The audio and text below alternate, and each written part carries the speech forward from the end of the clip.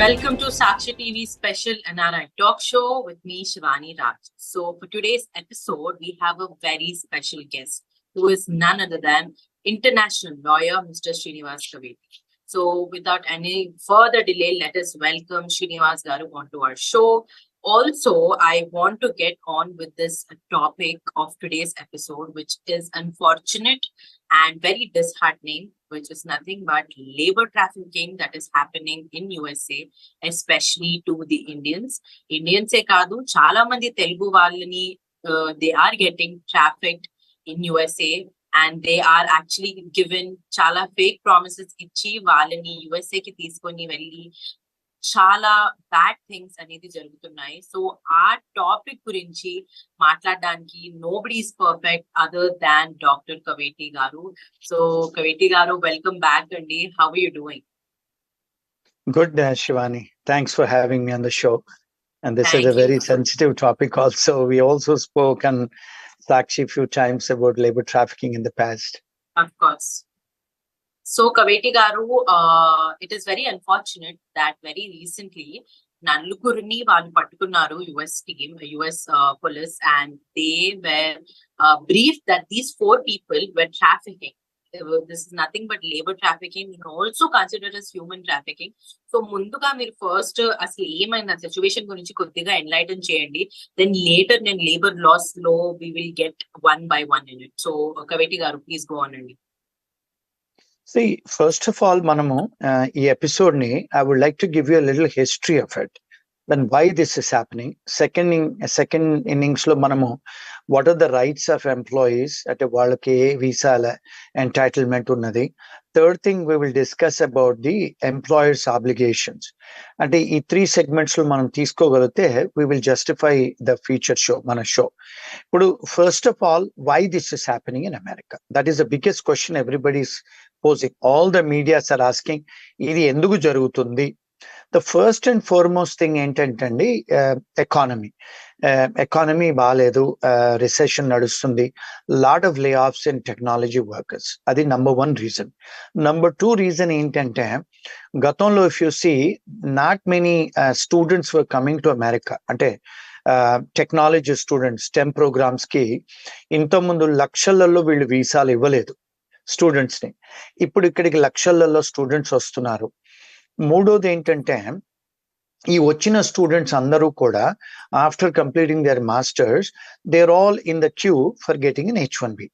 మరి H1B కోసం wait చేస్తున్నారు. సంవత్సరానికి మాస్టర్స్ కోటాలో 20,000, మామూలు వాళ్ళకి 40,000, 60,000 మాత్రమే ఆల్ ఓవర్ ద వరల్డ్ సర్దాలి వీళ్ళు. సో ఇప్పుడు ఏమవుతుందంటే lakhs of students are coming in to the country. కానీ వాళ్ళు ఇక్కడ వచ్చిన తర్వాత వాళ్ళకు H1Bలు 2 years తర్వాత రావు. ఇంకొకటి ఏమిటి అంటే స్టూడెంట్స్ ఇంతకుముందు ఈ రెగ్యులేషన్ లేదు, అంటే ఉంది కానీ చాలా మందికి తెలియదు. For example after 1 semester you can get a CPT అంటే కరికులం ప్రాక్టికల్ ట్రైనింగ్. అది ఇప్పుడు ఈ వెరిఫైడ్ కంపెనీ ఎవరైనా కూడా అది ఇవ్వచ్చు. దాని తర్వాత ఓపీటీలు అంటే STEM ప్రోగ్రామ్స్ వచ్చిన వాళ్ళు after graduating masters degree they can go and apply for work authorisation 2 to 3 సంవత్సరాలు. సో ఇప్పుడు ఇక్కడ డిమాండ్ అండ్ సప్లై.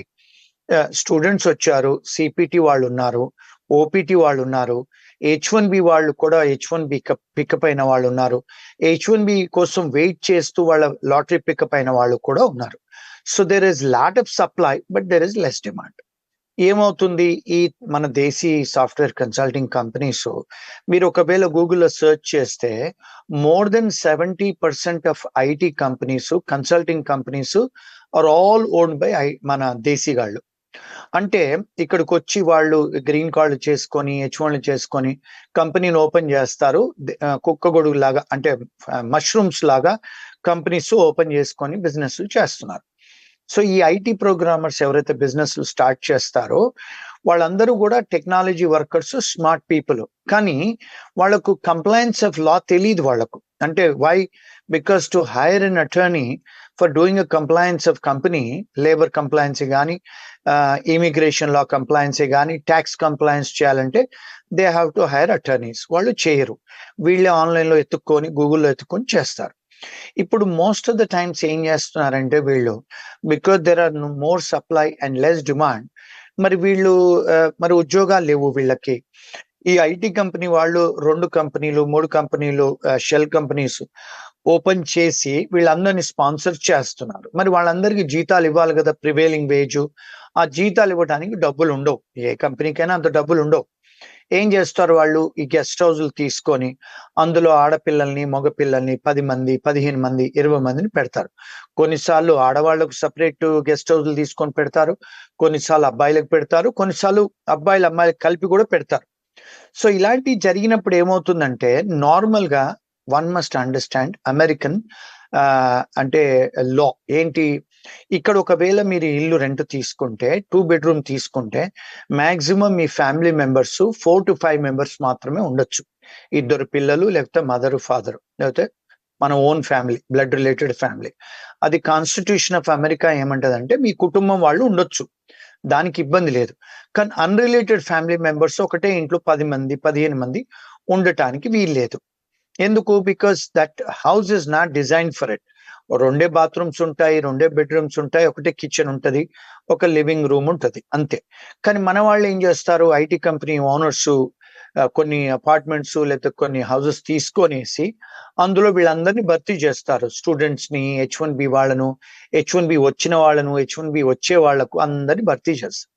చేసిన తర్వాత ఏమవుతుంది, ఆబ్వియస్లీ ఇక్కడ పక్కింటి వాళ్ళు కంప్లైంట్ చేస్తారు. ఎందుకు, ఇక్కడ ఫస్ట్ ఆఫ్ ఆల్ మీకు ఆ రోడ్డు ఏదైతే ఉందో అది 2 కార్లకు 3 కార్లకే అకామిడేట్ చేయటానికే వాళ్ళు డిజైన్ చేస్తారు. ఈవెన్ డ్రైనేజే కానీ, హెల్త్ సర్వీసెస్ కానీ, లేకపోతే అక్కడ కిచెనే కానీ, ఎవ్రీథింగ్ అమ్యూనిటీస్ అనే డిజైన్ అయినవి 5 to 6 మెంబర్స్కే. మీరు తీసుకొచ్చి 15 మందిని 20 మందిని ఇండియాలో పెట్టినట్టు పెడితే పక్కింటి వాళ్ళకు కూడా ఇబ్బంది. ఎందుకు, ప్రైవసీ అడ్డంకులు, ఎవరు వస్తున్నారో తెలియదు, ఎవరు పోతున్నారో తెలియదు, ఇవన్నీ కూడా అలర్ట్ అవుతాయి. ఇప్పుడు ఎట్లయితే ఈ మన టెక్సస్ లో ఈ ఇండ్లలో 15 మందిని ఏం బేసిక్ కమ్యూనిటీస్ లేకుండా పెడితే వాళ్ళు ఏంటి పాపం బ్యాగులు తీసుకొని వస్తారు, వాళ్ళ ల్యాప్టాప్స్ సెల్ ఫోన్ తీసుకొని వచ్చారు, అక్కడ అందరూ కిందనే పడుకుంటున్నారు చెద్దరేసుకొని. సో వాళ్ళు వచ్చారు, ఎందుకు వచ్చారు, ఎందుకంటే అక్కడ నల్లులు ఎక్కువైపోయినాయి. వాడు ఓనర్ గారు కంప్లైంట్ చేస్తే నల్లులు, వాడు పెస్ట్ కంట్రోల్ వచ్చి నల్లులు లేకపోతే కాక్రోచెస్, దోమలు, ఈగలు చంపడానికి వచ్చాడు. వాడు వచ్చి చూసి ఏంటి 15 మంది ఉన్నారేంటి ఇంట్లో, సెల్ ఫోన్లు ల్యాప్టాప్లు ఉన్నాయని చెప్పి పోలీసుకు రిపోర్ట్ చేశాడు. ఎందుకు అవుతున్నాయంటే ఇక్కడ one must understand, September incident అయిన తర్వాత ఇక్కడ ఎవరైనా అబ్నార్మల్ అన్రిలేటెడ్ ఫ్యామిలీ మెంబర్స్ చాలా మంది ఉంటే పక్కింటి వాళ్ళు, ఎదురింటి వాళ్ళు, లోకల్ ఎవరైనా కూడా కంప్లైంట్ చేస్తున్నారు. అంటే ఏమన్నా ఆతంకవాది ఏమైనా యాక్టివిటీస్ జరుగుతున్నాయా, వీళ్ళు ముస్లిమ్సా, అంటే ఏం జరుగుతుంది ఇక్కడ, గూడుపుటాని ఏం జరుగుతుందని కంప్లైంట్ చేస్తారు. సో ఆ పెస్ట్ కంట్రోల్ వాడు కంప్లైంట్ చేశాడు పోలీస్ వాళ్లకు. పోలీస్ వాళ్ళు వచ్చి చెక్ చేస్తే ఒకటే ఇంట్లో 15 మంది. బై లా అంటే ఏమంటదంటే, హౌసింగ్ బోర్డ్, హౌసింగ్ రెగ్యులేషన్స్ ఉన్న మున్సిపల్ రెగ్యులేషన్స్ ఏమంటాయి, మీరు 2 బెడ్రూమ్ లో 4-5 ఉండాల్సింది పోయి 15 మంది ఎందుకున్నారు, సస్పిషన్. అంటే ఏమన్నా ఆతంకవాది ఏమన్నా పనులు చేస్తున్నారా వీళ్ళు, బయోటెక్నాలజీ టెర్రరిజమా, అసలు ఏం జరుగుతుంది ఇక్కడ. ఇన్వెస్టిగేషన్స్ చేస్తే ఆ అమ్మాయిలు ఆబ్వియస్లీ వాళ్ళంతా కూడా స్టూడెంట్స్ లేకపోతే H1B వాళ్ళు ఉన్నారు.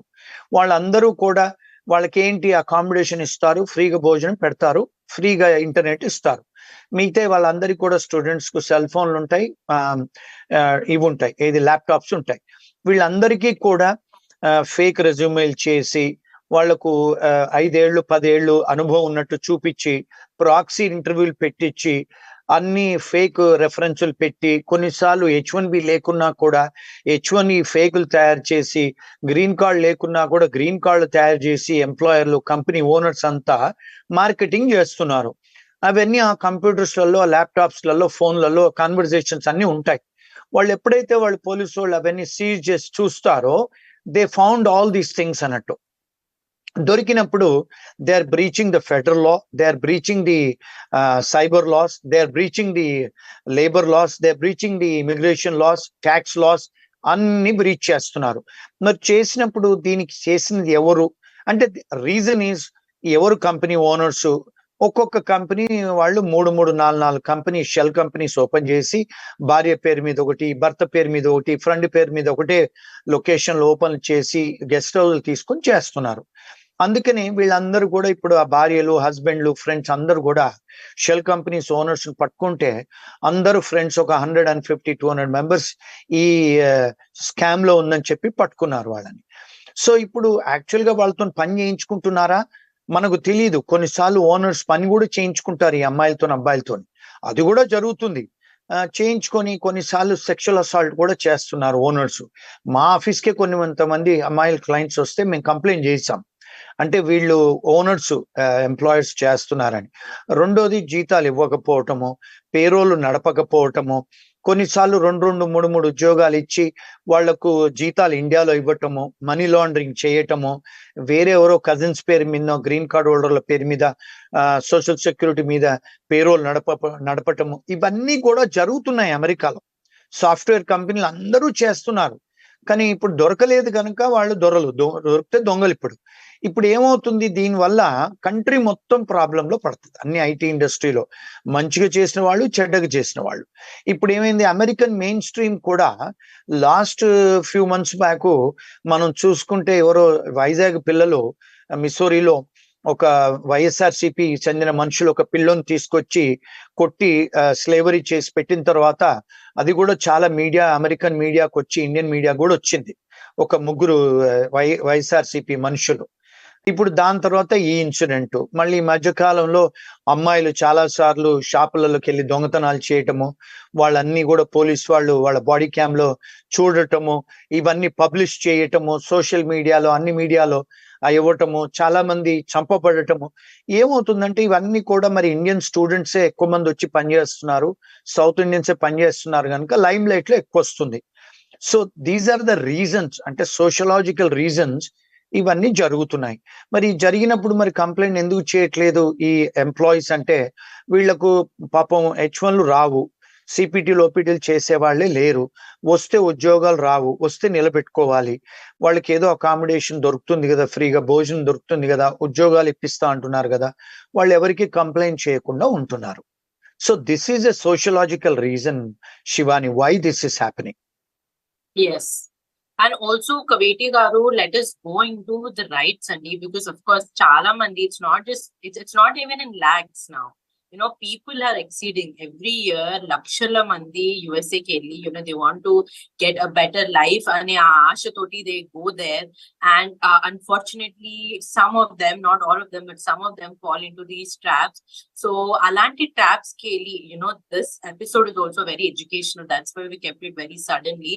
So, I want you to educate people. And you, as an international lawyer, you know it better than anybody, as much as I know. So, Mir Chappandi, what kind of labor laws must people know when they're working, so that even if they're going through anything, they must be able to come out and know that, okay, this kind of law is existing for them? ఇప్పుడు first of all let us talk about the employees rights అండి. Then we will also talk about employers obligations. ఇప్పుడు ఒక employees rights ఏముంటాయి, మానవ హక్కులు, మన human rights ఉంటాయి. Human rights అంటే right to work, right to get paid, మనకు బేసిక్ హక్కులు ఉన్నాయి కదా. మన ఇంటర్నేషనల్ లేబర్ ఆర్గనైజేషన్ ILO వాళ్ళు అందరికీ ప్రపంచంలో పెట్టారు. అంటే ఏమిటి, for example if you working, if you're on a work visa, you have to get minimum wage salary. మన దగ్గర మినిమం వేజ్ అంటారు మన దేశంలో, అమెరికాలో ప్రివేలింగ్ వేజ్ అంటారు. ప్రతి స్టేట్, ఇప్పుడు 50 స్టేట్లలో 50 డిఫరెంట్ ప్రివేలింగ్ వేజెస్ ఉన్నాయి. ఫర్ ఎగ్జాంపుల్ ఇప్పుడు మనం తీసుకున్నాం అనుకోండి, న్యూయార్క్ సిటీ లాంటిదో లేకపోతే కాలిఫోర్నియాలో హయ్యర్ వేజెస్ ఉంటాయి. ఎందుకంటే కన్జ్యూమర్ ప్రైస్ ఇండెక్స్ ఎక్కువ, రెంట్లు ఎక్కువ, భోజన ఖర్చులు ఎక్కువ, అందుకని శాలరీస్ ఎక్కువ ఉంటాయి. ఇప్పుడు ఫర్ ఎగ్జాంపుల్ టెక్సస్ లాంటి ఊర్లో కూడా, టెక్సస్ కూడా ఎక్స్పెన్సివ్ స్టేటే, అక్కడ కూడా శాలరీస్ బాగానే ఉంటాయి. సో కొన్ని స్టేట్స్లలో వెళ్తే ఓహాయో, అరిజోనా, అట్లాంటి కొన్ని స్టేట్స్లలో తక్కువ శాలరీస్ ఉంటాయి. సో ఫస్ట్ ఆఫ్ ఆల్ మన ఎంప్లాయీస్ తెలుసుకోవాల్సింది ఏంటి అంటే, మీరు ఒకవేళ ఐటీ ఉద్యోగం తీసుకుంటుంటే, లోకల్ ఉద్యోగం ఒకవేళ అమెరికన్ సిటిజన్ కో గ్రీన్ కార్డ్ హోల్డర్ కో ఉద్యోగం ఇచ్చేది ఉంటే వాళ్ళకి శాలరీ ఎంత ఇవ్వాలి.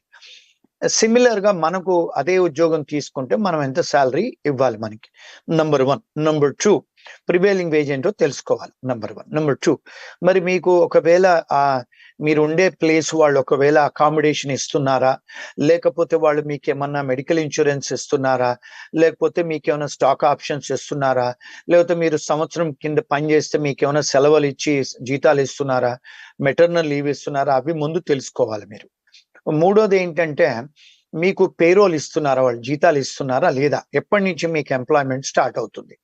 మోస్ట్ ఆఫ్ ద టైమ్స్ ఏమిటి అంటే వీళ్ళందరికీ కూడా వీళ్ళు they don't have employment contract. అసలు ఆఫర్ లెటర్ ఏమిటి, చదువుతున్నారా, ఆఫర్ లెటర్ ఇచ్చిన తర్వాత ఎంప్లాయ్మెంట్ కాంట్రాక్ట్ లో టర్మ్స్ అండ్ కండిషన్స్ ఏమిటి, మనకి ఏమేమి అర్హతలు ఉన్నాయి, that is the first thing they have to get to know.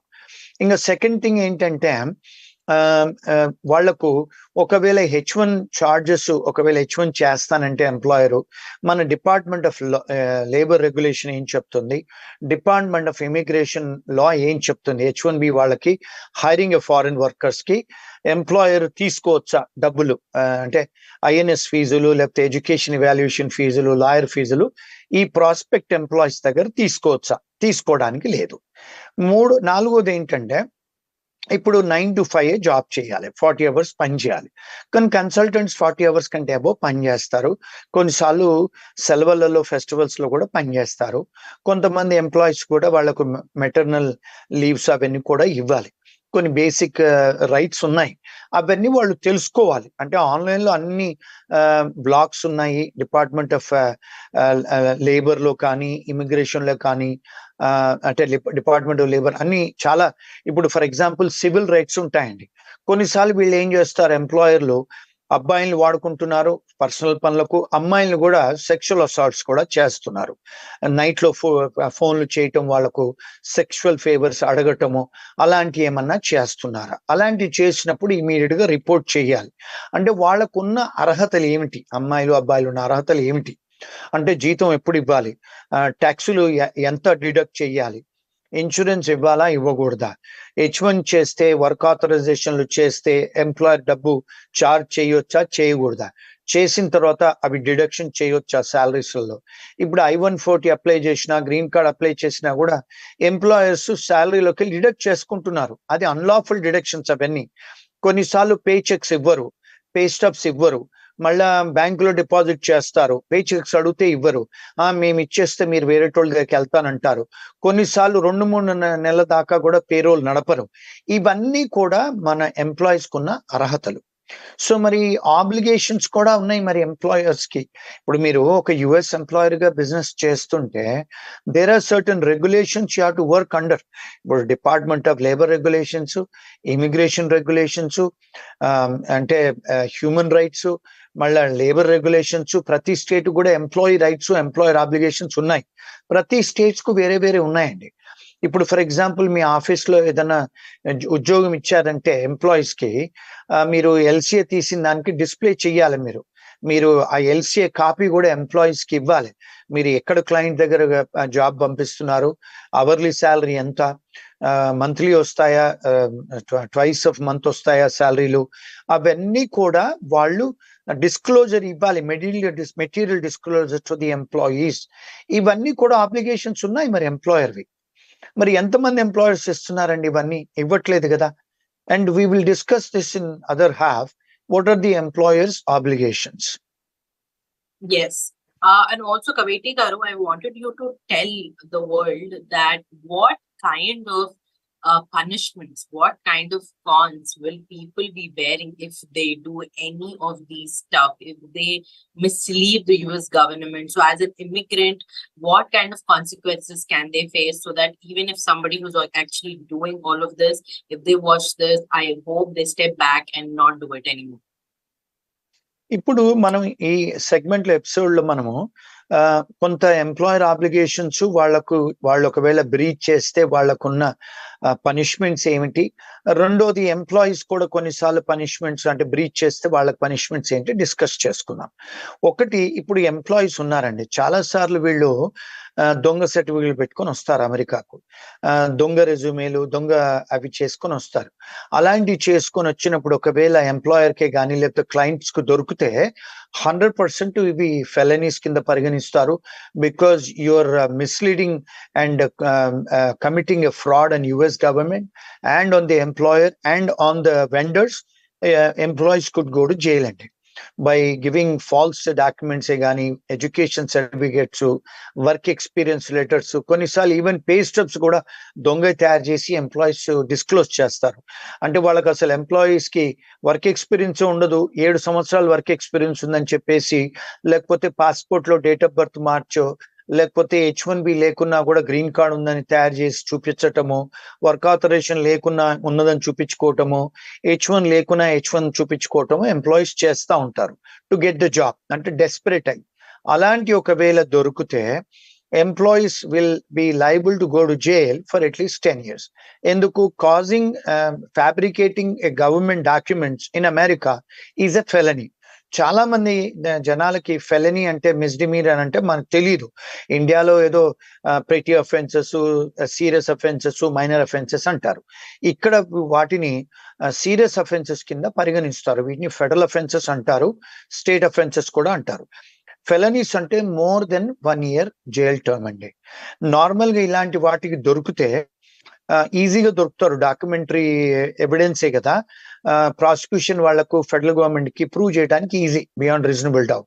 ఎందుకంటే మీ కస్టడీలో దొంగ రెజ్యూమేలు దొరుకుతాయి, మీ కస్టడీలో మీరే ఆథరు, మీరు విజిటర్ స్టూడెంట్ వీసాలో ఉంటారు, మేము గ్రీన్ కార్డ్ హోల్డర్ అని చూపిస్తారు, ఈమెయిల్ చేస్తారు, H1 లో ఉన్నారని చెప్పి చేస్తారు. So these are easy documents to prove for them because you're the author of the document. అలాంటివి చేసినప్పుడు 10 ఏళ్ళు to 20 ఏళ్ళు కూడా జైలుకు పోవచ్చు ఎంప్లాయీస్. మరి ఒకవేళ ఎంప్లాయర్ కు తెలిసి ఎంప్లాయర్ కూడా తయారు చేసి పంపిస్తే, ఇప్పుడు చాలా మటుకు మాకు క్లయింట్స్ కూడా ఇండియా నుంచి ఇక్కడి నుంచి కూడా చెప్తున్నారు, ఎంప్లాయర్లు మా డీటెయిల్స్ తీసుకొని వాళ్ళ ఇండియన్ ఆఫీసెస్ నుంచి దొంగ పాస్పోర్ట్లు, దొంగ వీసాలు, గ్రీన్ కార్డులు, దొంగ వర్క్ ఆథరైజేషన్ చేసి తెప్పిస్తున్నారండి, వాళ్ళే మార్కెట్ చేస్తున్నారు, మాకు తెలియదని తెలిసినట్టయితే, అలాంటివి అవుతే మీరు ఇమ్మీడియట్ గా యూ షుడ్ సీజ్ అండ్ డెసిస్ట్. ఎంప్లాయర్కి చెప్పాలి, మేము ఇలాంటి డాక్యుమెంట్స్ తీసుకొని మేము జాబ్స్ చెయ్యము, పట్టుబడితే మేము జైలుకి వెళ్తాము, మీరు జైలుకి వెళ్తారని. ఒకవేళ అలాంటి ఏదైనా ఎంప్లాయర్స్ చేసినట్టయితే ఎంప్లాయీస్ ఇమ్మీడియట్ గా రిపోర్ట్ చేస్తే ఇమిగ్రేషన్ కి, పోలీసు వాళ్లకు, ఎంప్లాయర్ అరెస్ట్ అవుతారు, జైలుకు వెళ్తారండి అమెరికాలో. అంటే ఎంప్లాయర్స్ ఇవి తెలిసి చేయకూడదు. మళ్ళా చాలాసార్లు ఎంప్లాయర్స్ ఏమంటారంటే, ఓ మాకు తెలియదు, మా రిక్రూటర్ చేస్తున్నారు, మా రిక్రూటర్ మేనేజర్ ఇండియాలో చేస్తున్నారు, మాకు తెలియదంటే మాస్టర్ అండ్ సర్వెంట్ రూల్ కింద ద కన్స్ట్రక్టివ్లీ వైకేరియస్లీ లైబుల్. మీరు మీ ఎంప్లాయీ తప్పు చేసినా మీరు లైబుల్ అవుతారు. అంటే 10 years to 20 years జైలుకు వెళ్తారు. జైలుకు వెళ్ళటమే కాకుండా ఫైనాన్షియల్ గా కూడా మీ మీద పెనల్టీస్ వేస్తారు, కంపెనీని సీజ్ చేస్తారు, మీకు ఏదైనా ప్రాపర్టీస్, గ్రీన్ కార్డ్ లాంటిది ఉంటే కూడా క్యాన్సిల్ చేసి మిమ్మల్ని డిపోర్ట్ చేస్తారు. అంటే ఆఫ్టర్ సర్వింగ్ ద పనిష్మెంట్. గతంలో చూసుకుంటే మీరు చాలా మంది ఎంప్లాయర్స్, ఐటీ కంపెనీ ఓనర్స్, నాకు తెలిసి ఒక 50 to 75 మెంబర్స్ జైల్లో ఉండి వాళ్ళని డిపోర్ట్ చేసిన సంఘటనలు చాలా ఉన్నాయి, ఇండియాకు పంపించిన సంఘటనలు చాలా ఉన్నాయి. అంటే మీ గ్రీన్ కార్డ్ వచ్చినా కూడా మీ ఇల్లు, మీ ఆఫీసు, మీ బ్యాంకులో డబ్బులు వాళ్ళు కన్ఫిస్కేట్ చేసి మీ గ్రీన్ కార్డు క్యాన్సిల్ చేసి 5 to 10 years jail term serve చేసిన తర్వాత మళ్ళీ దాని తర్వాత డిప్యుటేషన్ చేస్తారు, మిమ్మల్ని అరెస్ట్ చేసి. ఎంప్లాయీస్ ని కూడా, ఫర్ ఎగ్జాంపుల్ ఆ స్కీమ్ లో ఎంప్లాయీస్ ఉన్నారనుకోండి, ఎంప్లాయర్స్ కూడా ఉన్నారనుకోండి, ఫ్యామిలీస్, భార్యే కానీ, లేకపోతే కజిన్సే కానీ, బావమరుదులే కానీ, ఫ్రెండ్సే కానీ, ఎవరు ఇన్వాల్వ్ అయినా కూడా ఆ కామన్ కాన్స్పిరసీలో అందరినీ కూడా అరెస్ట్ చేసి జైలుకు పంపిస్తారండి ఎంప్లాయర్స్ ని. అంటే దిస్ సౌండ్స్ వెరీ స్కేరీ అనుకోవచ్చు జనాలు, చూసేవాళ్ళు. ఇప్పుడు మీ ఆడియన్స్ ఎంప్లాయర్సే కావచ్చు చూసి, కావేటి గారు ఏంటి ఇంత డేంజరస్ గా చెప్తున్నారు అని. ఇది 100% లా అండి నేను చెప్పేది. అదేదో నేనేదో మైండ్ లో ఏదో ఇండియాలో లా చదువుకుని చెప్పట్లేదు. ఇది ఫెడరల్ లా, క్రిమినల్ లా. ఎందుకంటే నేను అమెరికాలో లా చదువుకున్నాను కనుక చెప్తున్నాను. సో దయచేసి మీ ప్రేక్షకులు ఇదేదో లీగల్ అడ్వైస్ కింద పరిగణించొద్దు. ఏదో ఎడ్యుకేషన్, ఇన్ఫర్మేషన్ కోసమే మనం ఈ ప్రోగ్రామ్ చేస్తున్నాము. దీన్ని లీగల్ అడ్వైస్ కింద పరిగణించొద్దండి. అంటే ఇంకొకటి ఏదో నేను ఎంప్లాయర్స్ ని ఏదో ఉద్దేశించి వాళ్ళను భయపెట్టేయని చెప్పట్లేదు. నేను గతంలో కూడా చాలా సార్లు ఇంటర్వ్యూస్లలో మల్టిపుల్ H1s ఫైల్ చేస్తే కూడా ఫ్రాడ్ అది ఎంప్లాయర్స్ ను వాళ్ళను ఇన్వెస్టిగేట్ చేస్తారు, ఎంప్లాయీస్ H1s కూడా రద్దు చేస్తారని గతం కూడా మీకు సాక్షిలో చెప్పాను, వేరే మీడియా మాధ్యమంగా చెప్పాను. అది జరిగింది కూడా, జరుగుతూనే ఉంది కూడా. ఇప్పుడు చాలా మంది మాకు కాల్ చేసేసి మాకు మల్టిపుల్ H1s ఫైల్ చేశారు, మాది H1s రివోక్ అయిపోతున్నాయి, 2-3 సంవత్సరాలు చేసిన తర్వాత మమ్మల్ని ఇమిగ్రేషన్ వాళ్ళు పీనలైజ్ చేస్తున్నారని చెప్పి కూడా కాల్స్ చేసి చెప్తున్నారు. అంటే I'm just telling red letter law అండి. So please don't consider this as a legal advice. So ఇవి పనిష్మెంట్స్ అండి. మరి ఎంప్లాయీస్ కు ఫర్ ఎగ్జాంపుల్ వాళ్ళకు తెలియకుండా జరిగాయి అనుకోండి, చాలాసార్లు ఎంప్లాయీస్ కి ఏం తెలియకుండానే, వాళ్ళ ప్రమేయం లేకుండానే జరిగిపోతున్నాయి. మరి జరిగినప్పుడు వాళ్ళకి ఏమన్నా ఇమిగ్రేషన్ లాలో విసులుబాటు ఉందా? డెఫినెట్ గా ఉందండి. వాళ్లకు మేము మా లా ఫర్మ్ నుంచి, ర్యామ్సీ అండ్ అసోసియేషన్ నుంచి చాలా మందికి వీసా కూడా ఫైల్ చేశాము. వాళ్ళకు వర్క్ ఆథరైజేషన్ కూడా వస్తుంది. ముందు వాళ్లకు గ్రీన్ కార్డ్ కూడా వస్తుందండి. ఎందుకంటే విక్టిమ్ ఆఫ్ ఎ క్రైమ్ కు వీసాలు ఇస్తారు వీళ్ళు, వీసాని. కొన్నిసార్లు ఎంప్లాయీస్ కోఆపరేట్ చేస్తే, ఇమిగ్రేషన్ కానీ లా ఎన్ఫోర్స్మెంట్ వాళ్ళు కోఆపరేట్ చేస్తే, వాళ్ళు మీరు కోఆపరేట్ చేస్తున్నారు కనుక మీకు వెసులుబాటు వర్క్ ఆథరైజేషన్ ఇచ్చి ఇక్కడ ఉండటానికి కూడా చేస్తున్నారు. చాలా మంది మా దగ్గరకు వచ్చిన, మా ఫర్మ్ కి వచ్చిన క్లయింట్స్ ఎంప్లాయర్స్ వీళ్ళకి తెలియకుండానే మల్టిపుల్ H1s వేశారు, వీళ్లకు వీసా రద్దు అయినట్టు నోటీస్ వస్తే మా ఫర్మ్ కి వస్తే మేము H1 కూడా పోతున్నప్పుడు T1 వీసాలు ఫైల్ చేసి వాళ్ళకి వర్క్ ఆథరైజేషన్ కూడా ఇప్పించాం. అంటే they have to file a complaint as against employers. అంటే మాకు తెలియకుండా చేశారు, మేము ఆ కాన్స్పిరసీ లేమని ప్రూవ్ చేసుకోవాలి employees. So the burden of proof is on employees అట్లా. కానీ దీన్ని తెలిసినంత మాత్రాన ఫ్రివిలెస్ గా కంప్లైంట్స్ చేయకూడదు. అంటే నేను చెప్పేది ఏంటంటే, ఎంప్లాయీస్ ఇది వాడుకుందాం మనం అని ఫ్రివిలెస్ గా కంప్లైంట్ ఫైల్ చేస్తే, filing a frivolous complaint to the federal government కూడా ఫెలని. మీరు కూడా నేరపూరితమైన చట్టాలకు మీరు ఇదవుతారు. అందుకని ఫ్రివిలెస్ గా చేయొద్దు. ఫ్రివిలెస్ అంటే ఫాల్స్ గా చేయకూడదు. నిజమైతేనే, బోనోఫైడ్ గా ఉండి మీకు గుడ్ ఫెయిత్ లోనే మీకు నిజంగానే అన్యాయం జరుగుతుందంటేనే చెయ్యండి, లేకపోతే చేయొద్దండి. చేస్తే మళ్ళా మీరు ఎంప్లాయర్ కూడా మీ మీద అంటే రివర్స్ గా ఫైల్ కంప్లైంట్ చేయొచ్చు, మాలిషియస్ ప్రాసిక్యూషన్ అని, మీరు కూడా ప్రాబ్లమ్ లో వస్తారు. So it is a balance of convenience. One has to see merits and demerits and do. ఏదైనా క్వశ్చన్స్ ఉంటే లోకల్ అటార్నీస్ ను కూడా కాంటాక్ట్ చేసుకోవాలి, ఇమిగ్రేషన్ అటార్నీస్ ను, క్రిమినల్ డిఫెన్స్ అటార్నీస్ ని. Yes. And I think Kaveti Garu, with that, we will have to end this very nice educational, awareness show that we did suddenly, Andy. But again, I would really appreciate you, Kaveti Garu, for the efforts you're making to educate all the people around the world. I think a lot of people will be very grateful for what you're doing. I am too. Thank you so much, Kaveti Garu, for taking out time. Thank you so much for the Sakshi TV viewers for tuning in. You're watching Sakshi TV with me, Shivani Raj. Thank you, Shiva. Thanks for having me.